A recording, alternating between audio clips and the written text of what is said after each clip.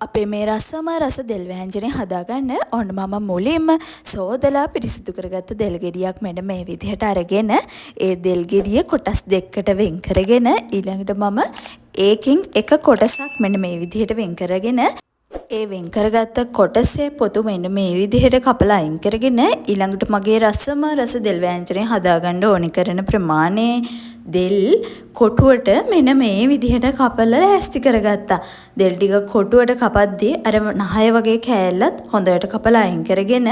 මෙන්න මේ විදිහට සම්පූර්ණ දෙල් ටික කොටු හැඩයට මෙන්න මේ විදිහට කපලා ඒ ටික සෝදලා පිරිසිදු කරගෙන මගේ දෙල් ටික තඹ ගන්න මම භාජනයක් ලිපෙන් තියාගෙන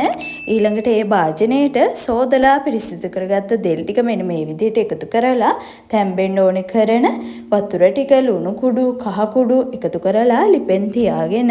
ඊළඟට දෙල් ටික බාගෙට තැම්බෙද්දී මම උළුහල් මෙන්න මේ විදිහට එකතු කරගත්තා. ඊළඟට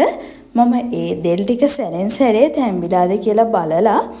තැම්බිලා තිබ්බ නිසා ඔන්න මම ඒකට රම්පෙ ටිකක් ඊළඟට රතු ලුණු ටිකක් මෙන්න මේ විදිහට කරපිංචා ටිකකුත් එකතු කරගෙන ඊළඟට දිය කිරි ටිකකුත් මෙන්න මේ විදිහට එකතු කරගෙන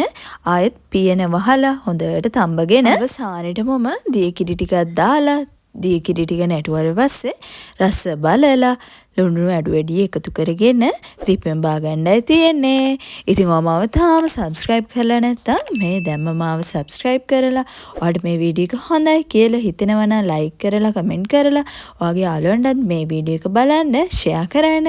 අමතක නම් කරන්න එපා. ඉතින් මම ආයෙත් රසම රස කෑමක් හදන වීඩියෝ එකක් හරි ඉක්මනින්ම හදාගෙන එනකන් ඔයාලා සතුටින් ඉන්න ඕනේ හොඳද?